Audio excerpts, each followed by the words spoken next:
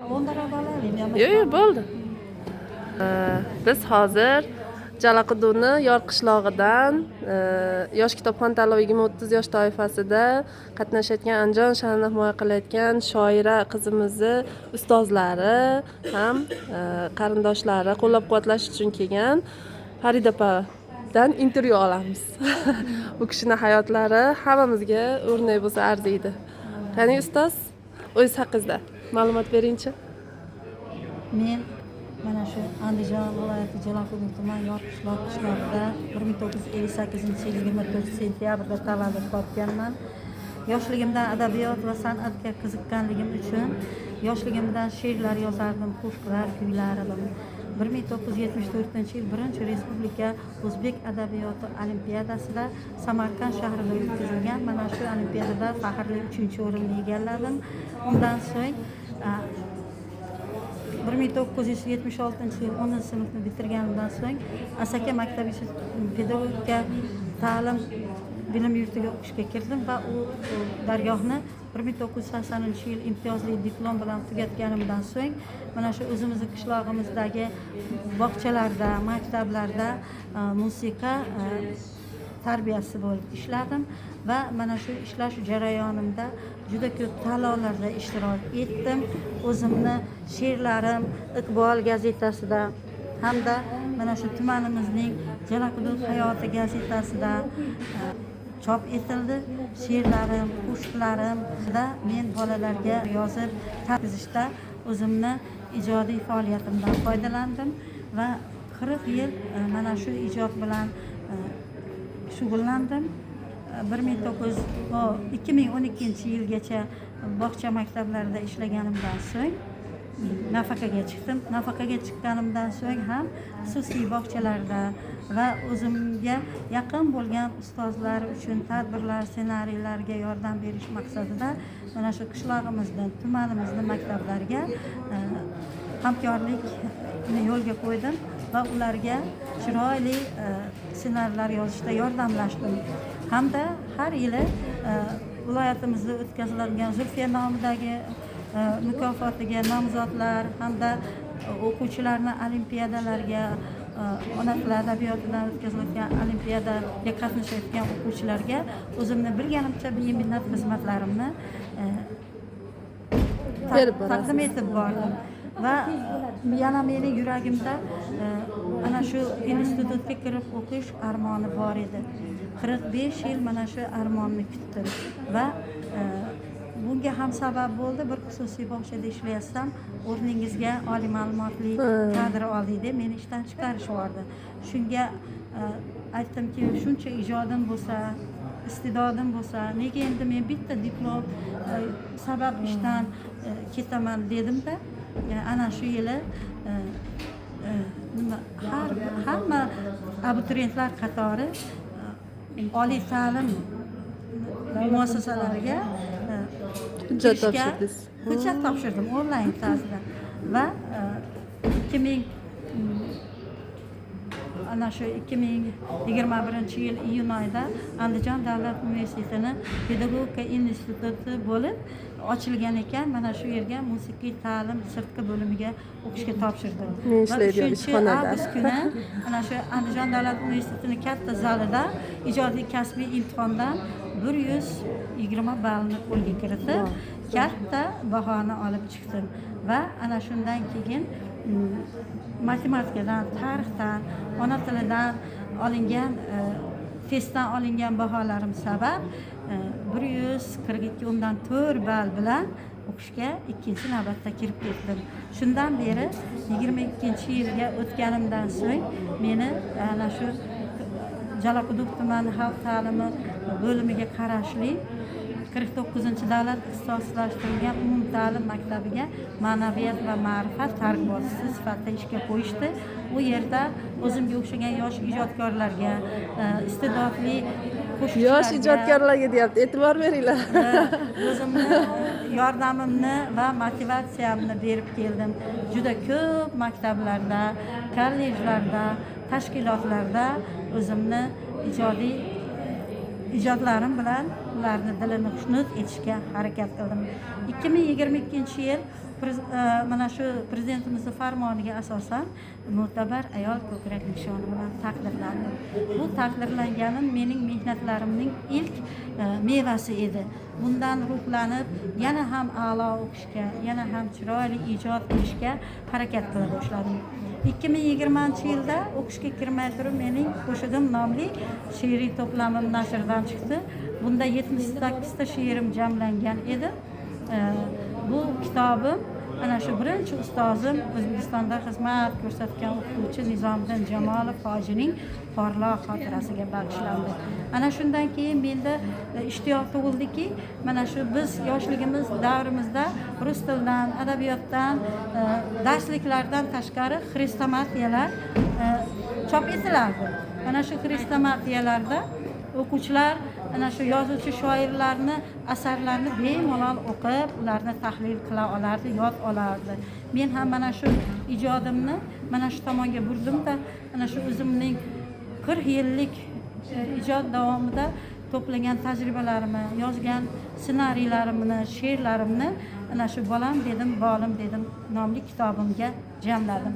Va uning davomchisi sifatida 24-yilda Farzandim asal qandim deb nomlangan kitobimni chop ettirdim. Bu har uchala kitobim eng avvalo 3-Renessans poydevorini shijoat bilan, ijod bilan, chiroyli o'zlarining mehnatlari bilan ana shu poydevorini tiklayotgan O'zbekiston xalqiga, O'zbekistonning fidoyi pedagoglariga, fazilatli rahbarlariga bag'ishlanib bordi. Men mana shu o'qishga kirib o'qish jarayonimda ana shu pedagogika institutini rahbarlari, ustozlarini nazariga tushdim. Chunki har bir fandan a'lo baho o'qishga harakat qilardim. Yoshligimda ko'p kitob o'qiganligim uchun hech qachon qiynalmadim va hozir ham hamma baholarim a'lo baholarga bo'lyapti. Endi meni niyatim hozirgi kunda mana shu yosh kitobxonlarga atab Javondagi javohir nomli kitobimni nashrga tayyorlayapman hamda maktabgacha ta'lim yoshidagi bolalarni ongiga milliy qadriyatlarimiz va urf-odatlarimizni singdirishda musiqa mashg'ulotining ahamiyati mavzusida ilmiy ishimni boshlayapman. Dissertatsiyaga harakat qilyapman va ilmiy rahbarim bilan birgalikda mana bu yil endi ana shu niyatimni amalga oshiraman. Yana bitta niyatim mana shu 25-yilda Pedagogika institutini yil talabasi tanlovida qatnashish niyatim bor. Qatnashib oliy o'rinni egallash. Oliy o'rinlarni olmoqchiman. Ana shu 22-yildan beri men juda ko'p tanlovlarda qatnashdim. Hamma tanlovda sovrinli o'rinlarni egalladim. Shuning uchun ham juda ko'p pul mukofotlari, sovg'alarni, qimmatbaho sovg'alarni oldim. Bu olgan sovg'alarim hammasi shartnoma asosida o'qiyotganligim uchun kontraktlarni to'lashimga juda katta yordam berdi. Hech kimga og'irligim tushmayapti. Hatto xo'jayinimga ham, o'g'illarimga ham. Ular juda ham yaxshi insonlar, juda ko'p kitob o'qiymiz. Biz hozir respublikadagi kitoblar dunyosidan har bir nafaqamizdan eng kamida 2 ta kitob zakaz qilamiz. U keladi, uyimiz kitoblarga to'la. Endi men o'yladimki, mana shu davrdan boshlab ana shu kitob o'qigan inson yaxshi qaynona bo'lar ekan, yaxshi kelin bo'lar ekan, yaxshi ona bo'lar ekan, yaxshi talaba va vatanimiz uchun yaxshi kadr bo'lib yetishar ekan. 23-yilda ibratli oila ko'krak nishoni bilan taqdirlandim va mana shu oilami farovonligi, kelinlarimni aqlliligi, hayotimizni tinchligi, eng muhimi inson qalbining go'zalligi mana shunday insonni baxtga olib kelar ekan. Men o'zimni hamisha baxtli ayol deb hisoblayman. Chunki insonning baxti hamisha intilishda, oldinga intilishda. Men o'zimni tilaklarimni she'riy satrlarda ifoda etganman. Ey Farida, niyating toza, gul kitobga to'lsin qo'llaring, o'qi izlan o'rgan hamisha nurday yorib borar yo'llaring kechagi kunimga bo'lib hurmatda bugungi kunimga ortar ishonchim ertangi kunimdan umidim katta ko'ksimga sig'maydi shodlik quvonchim tong sahar uyg'onib deyman ming shukr quyoshning yog'dusin ko'rsatganiga tundan omon saqlab bag'ishlab huzur onamday erkalab uyg'otganiga mavj urgan daryoday kuylab oqaman ko'lmakka qarasam ko'nglim ayniydi hayotga zavq bilan kulib qarayman meni ko'lmak emas daryo taniydi tilagim O'zbekistonning havosidan mana shu rizqi ro'zidan bahra olayotgan har bir inson yoshidan qat'iy nazar mana shunday jannat makon yurtga o'zini mehnati bilan ijodi bilan pok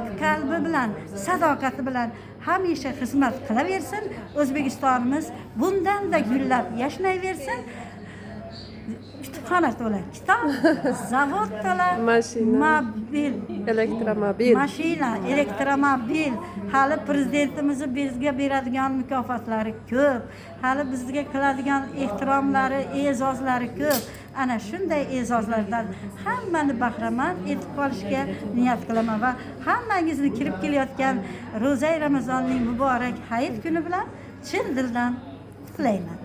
Rahmat Farida opa. Shu o'rinda hozir necha yoshdasiz? 67 yoshdaman. 63 yoshimda o'qishga kirganman. Ana shu kirganimda ham Milliy gvardiyalar falan qayting dedi. Voy nimaga qaytaman? Desam, nevarangiz o'zi kiroradi dedi. Какой nevara? Я сама пошла dedim. Men o'zim keldim dedim. Keyin ular meni ana shu nimada Adudi konsert zalida 8 xil qo'shiq aytdim. Opera aytdim, maqom aytdim, lapar aytdim, estrada aytdim. Hammasidan aytganimdan keyin xola yorvordi, sizlarga baho qolmadi, ketaverdi. Shu bilan eng yuqori balni oldim. Keyin Toshkentdan, Farg'onadan, Namangandan, Sirdaryodan hakamlar hay'ati bor ekan. Nimaga hamma bitta anjomga topshirdingiz? Agar bu yerga kirolmasangiz biz o'zimiz byudjetda o'qitamiz deb meni taklif qilishdi. Shundan Haqiqat. Birinchi Gapingiz bordi bilan. Men birinchi ana shu kirganimda estrada aytasizmi desa, endi men o'zlarcha so'rayapti deb, qo'shiq ham aytib beraman debman. U hali nimada bor ekanda, an'anaviy ijroni. Xo'p, aytaman dedim. Botir Zokirovni yor kelin aytdim. Bog'imga nozila yor kel, kunab ovozila yor kel. Bog'imga nozila yor kel, kunab ovozila yor kel. Seniki bu chaman bu gullar, seniki sayragan bulbullar, kuyla sozila yor kel, kuyla sozila yor kel. Qarsaylar. Rahmat Farida opa. Endi laqar aytdim. Primoy yoshlar Ko'ryapti. hammasi ko'ryapti. Aha. Yoshligimda yo qora mayizli yo ko'p yeb ekanman, ko'p yeb ekanman. Yoshligimda yo qora mayizli yo ko'p yeb ekanman, ko'p yeb ekanman. Tilginamning shirinligi yora shundanmikin, ayva shundanmikin, shundanmikin yorim va shundanmikin. Yoshligimda yo o'smalarni yo ko'p qo'yib ekanman, ko'p qo'yib ekanman. Yoshligimda yo o'smalarni yo ko'p qo'yib ekanman, ko'p qo'yib ekanman. Qoshlarimning qaroriga yora shundanmikin, ayva shundanmikin, shundanmikin yorim va shundanmikin, shundanmikin yorim va shundanmikin. eshigingni oldi tar aylanaman, orqasi shaftar zar o'rgilaman. Eshigingni oldi tar aylanaman, orqasi shaftar zar o'rgilaman. Shaftar zar ichida yo aylanay, kimlarga intizor o'rgilaman. Shaftar zar ichida yo aylanay, men yorimga intizor o'rgilaman. Sochim uzun bo'lganda yo aylanaman, pul saqlab yurmasdim o'rgilaman. Bizga qo'shiqlarda.